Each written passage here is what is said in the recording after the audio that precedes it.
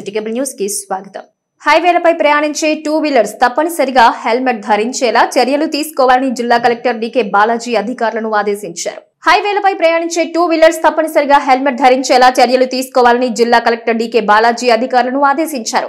జిల్లా రోడ్డు భద్రతా కమిటీ సమావేశం జిల్లా కలెక్టర్ అధ్యక్షతన కలెక్టరేట్ లో జరిగింది. ఈ సమావేశంలో కలెక్టర్ మాట్లాడుతూ జిల్లాలో రోడ్డు ప్రమాదాలు జరిగే బ్లాక్ స్పాట్స్ గురించి సంబంధిత శాఖల అధికారులు జాయింట్ ఇన్స్పెక్షన్ నిర్వహించి ప్రమాదాల నివారణ చర్యలు తీసుకోవాలన్నారు.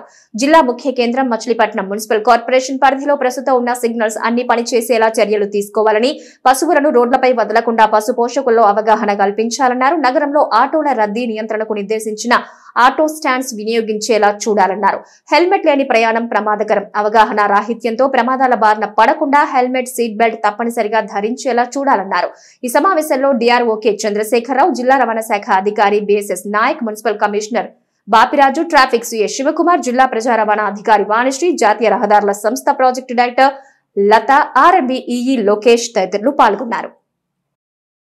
టీడీపీ వ్యవస్థాపకుడు ఎన్టీఆర్ వర్ధంతిని నెల 18న ఘనంగా నిర్వహిస్తున్నట్లు టీడీపీ నాయకులు తెలిపారు. టీడీపీ వ్యవస్థాపకుడు ఎన్టీఆర్ వర్ధంతిని నెల 18న ఘనంగా నిర్వహిస్తున్నట్లు టీడీపీ నాయకులు తెలిపారు. ఈ సందర్భంగా ఆర్టీసీ బస్టాండ్ సెంటర్లో ఎన్టీఆర్ విగ్రహానికి పూలమాలతో నివాళులర్పించడంతో పాటు పలు సేవా కార్యక్రమాలు నిర్వహిస్తున్నట్టు వారు తెలిపారు.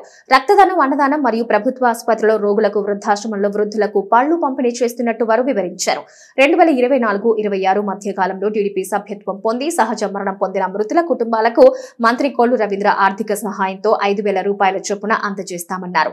ఈ కార్యక్రమంలో వైస్ కార్పొరేషన్ డైరెక్టర్ మోటమరి బాబా ప్రసాద్, టీడీపీ నాయకులు పల్లపట్టి సుబ్రహ్మణ్యం, ఇలియాస్ పాషా, తలారి రాంబాబు, పిప్పాళ్ల కాంతారావు, సలీం, అయ్యప్ప తదితరులు పాల్గొన్నారు.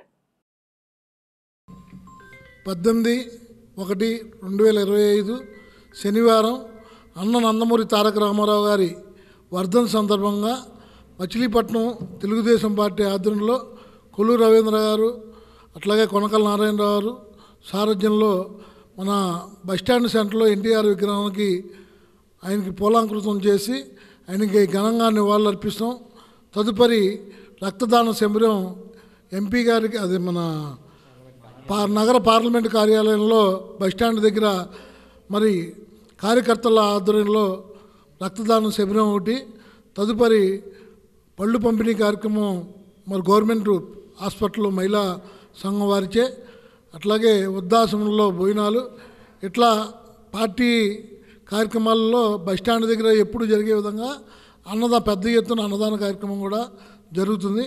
కాబట్టి నందమూరి తారక రామారావు అభిమానులు, బాలకృష్ణ అభిమానులు, మరి తెలుగుదేశం పార్టీ కార్యకర్తలు, నాయకులు అందరూ కూడా ఇచ్చేసి ఈ కార్యక్రమాన్ని జయప్రదం చేసి ఆయనకి ఘనంగా నివాళులు అర్పించాలని చెప్పి కూడా అందరికీ ఆహ్వానం పలుకుతున్నాం. జోహార్ అన్న ఎన్టీఆర్, జోహార్ అన్న ఎన్టీఆర్. ఈ తెలుగుదేశం పార్టీని స్థాపించి 1996 జనవరి 18వ తారీఖు నాడు మన నుంచి దూరం అయ్యారు. ఆయన ఏదైతే ఆశయాలతో తెలుగుదేశం పార్టీ పెట్టారో వారి ఆశయాలను ఇప్పటికీ ప్రజల్లోకి తీసుకెళ్తున్నటువంటి నారా చంద్రబాబు నాయుడు గారు మచిలీపట్నంలో కొల్లు రవీంద్ర గారి నాయకత్వంలో బస్టాండ్ సెంటర్లో ఉన్న ఎన్టీఆర్ విగ్రహం దగ్గర పెద్ద ఎత్తున అన్నదాన కార్యక్రమం శిబిరాన్ని ప్రారంభించడం జరుగుతుంది. అనంతరం పార్లమెంటరీ పార్టీ కార్యాలయంలో రక్తదాన శిబిరాన్ని, మచిలీపట్నంలో ఉన్నటువంటి జిల్లా ప్రభుత్వ ఆసుపత్రుల్లో రోగులకు పళ్ల పంపిణీ, వృద్ధాశ్రయంలో భోజన ఏర్పాట్లు, ఇవి కాక ప్రత్యేకంగా బందర్ నియోజకవర్గంలో ఉన్నటువంటి అన్ని విగ్రహాలకు పూలమాల సమర్పించి వారికి ఘనమైన నివాళులు అర్పించడం జరుగుతుంది. అలాగే 2024-26 తెలుగుదేశం పార్టీ సభ్యత్వం ఎవరైతే తీసుకున్నారో తెలుగుదేశం పార్టీ సభ్యత్వం తీసుకున్నటువంటి సహజ మరణం పొందినటువంటి రేపు తెలుగుదేశం పార్టీ వ్యవస్థాపక అధ్యక్షులు స్వర్గీయ నందమూరి తారక రామారావు గారి వర్ధంతి సందర్భంగా నియోజకవర్గ తెలుగుదేశం పార్టీ ఆధ్వర్యంలో స్థానిక బస్టాండ్ సెంటర్లో ఉన్నటువంటి ఆయన విగ్రహాన్ని నివాళులు అర్పిస్తూ, అదేవిధంగా ఎప్పటిలాగానే అన్నదాన కార్యక్రమం, అట్లాగే పార్లమెంట్ కార్యాలయంలో మచిలీపట్నం పార్లమెంట్ కార్యాలయంలో రక్తదాన శిబిరం, అట్లాగే హాస్పిటల్లో పేషెంట్లకి పళ్ళు పంపిణీ కార్యక్రమం, వృద్ధాశ్రమంలో భోజనాలు ఏర్పాటు చేయడం జరిగింది. ఏదైతే స్వర్గీయ నందమూరి తారక రామారావు గారి యొక్క అభిమానులు, అట్లాగే తెలుగుదేశం పార్టీ అభిమానులు అందరూ కూడా ఈ కార్యక్రమంలో పాలుపంచుకోవాల్సిందిగా పేరు పేరున అందరినీ కోరటం జరిగింది. ఒకే ఇంటికి 4 ఆస్తి పన్నులు చెల్లించడాన్ని నిరసిస్తూ ఇంటి యజమాని సచివాలయం ఎదుట ఆందోళనకు దిగాడు. ఒకే ఇంటికి 4 ఆస్తి పన్నులు చెల్లించడాన్ని నిరసిస్తూ ఇంటి యజమాని సచివాలయం ఎదుట ఆందోళనకు దిగాడు. నగరంలో మాచవరంకు చెందిన ఏవివి సాంబశివరావు 2010లో అదే ప్రాంతంలో 76 గజాల స్థలం కొనుగోలు చేశాడు. సదరు స్థలాన్ని తన భార్య పేరిట మార్చాడు. దానిలో ఆమె గృహాన్ని నిర్మించుకుంది. అయితే గత 14 ఏళ్లుగా సదరు గృహానికి 4 ఆస్తి పన్నులు విధిస్తున్నారని ఇంటి యజమాని సాంబశివరావు వాపోయాడు. తాజాగా ఇంటి పన్ను చెల్లించాలని ఉద్యోగులు డిమాండ్ చేయడంతో 2వ డివిజన్ సచివాలయం వద్ద సాంబశివరావు ఆందోళనకు దిగారు. ఈ సందర్భంగా సచివాలయ అధికారి మాట్లాడుతూ గతంలో 4 ఆస్తి పన్నులు ఉండేవని ప్రస్తుతం 2 ఆస్తి పన్నులు సాంబశివరావు చెల్లించాల్సి ఉందన్నారు.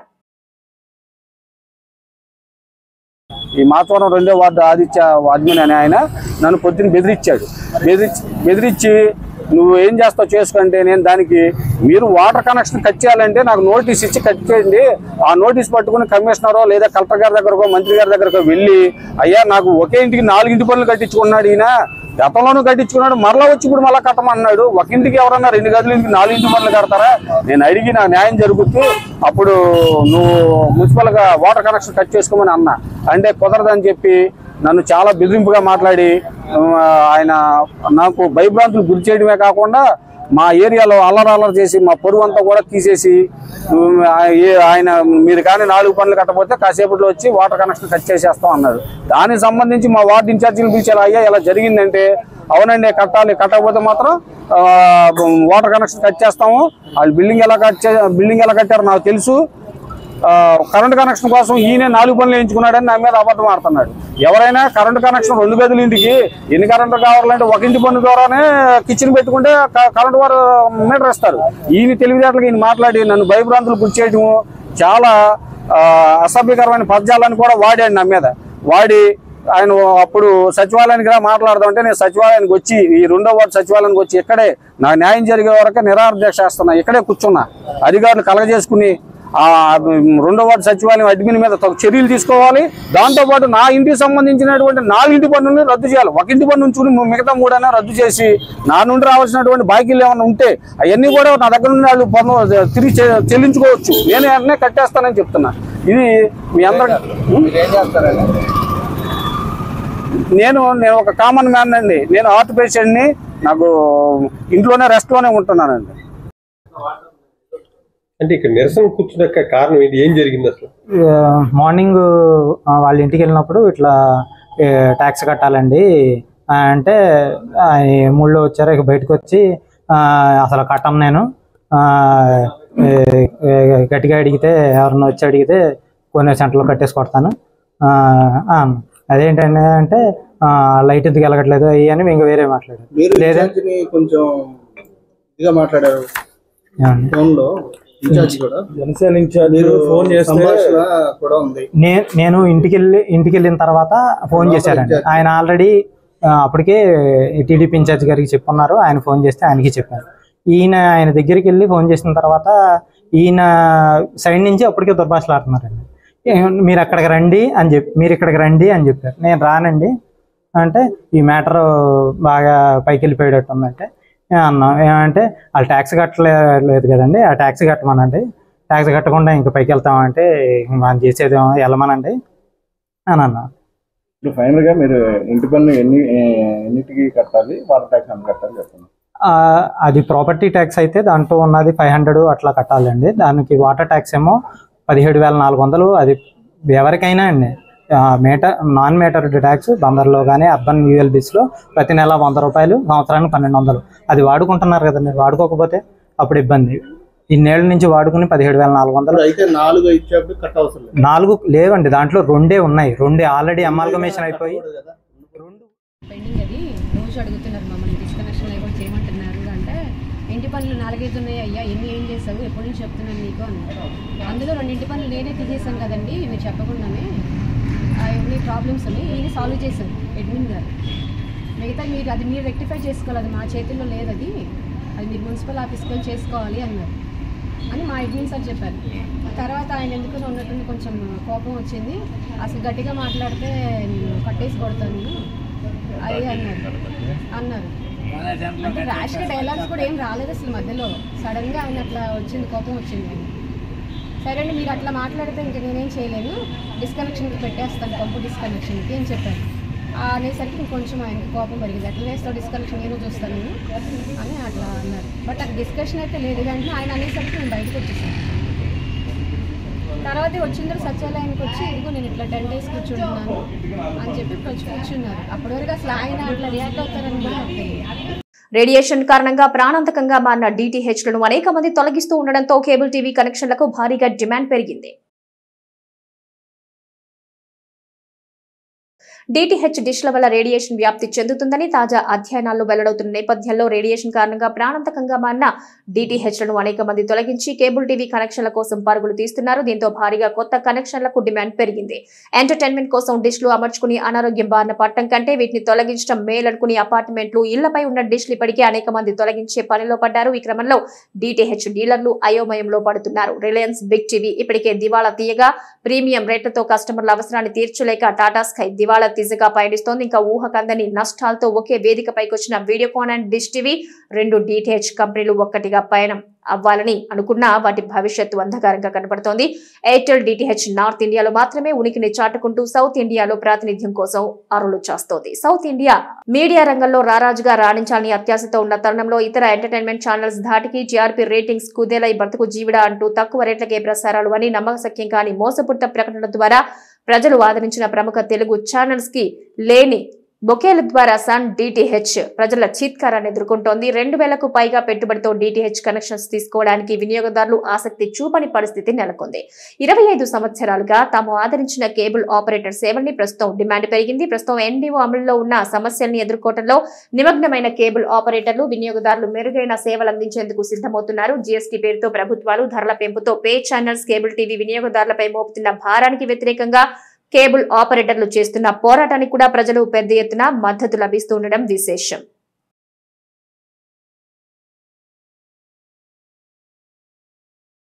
జాతీయ రహదారి భద్రతా మాసోత్సవాల సందర్భంగా ట్రాఫిక్ పోలీసులు రోడ్డు భద్రతపై అవగాహన కార్యక్రమాన్ని నిర్వహించారు.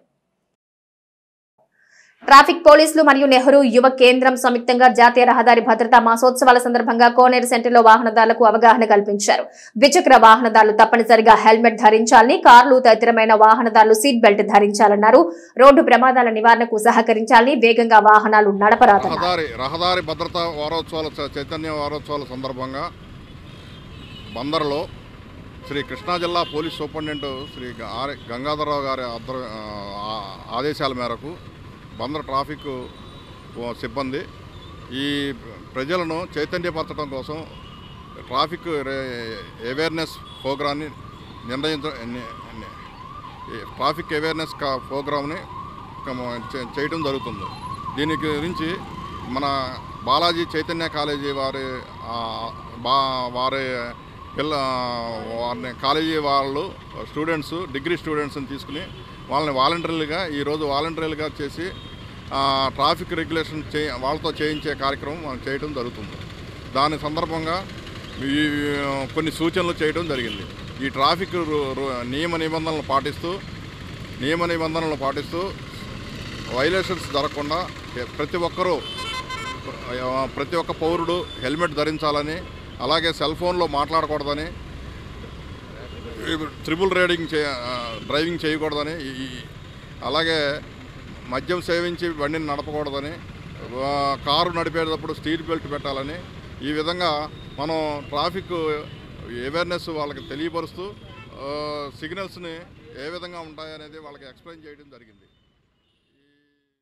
సిటీ కేబుల్ న్యూస్ సమాప్తం.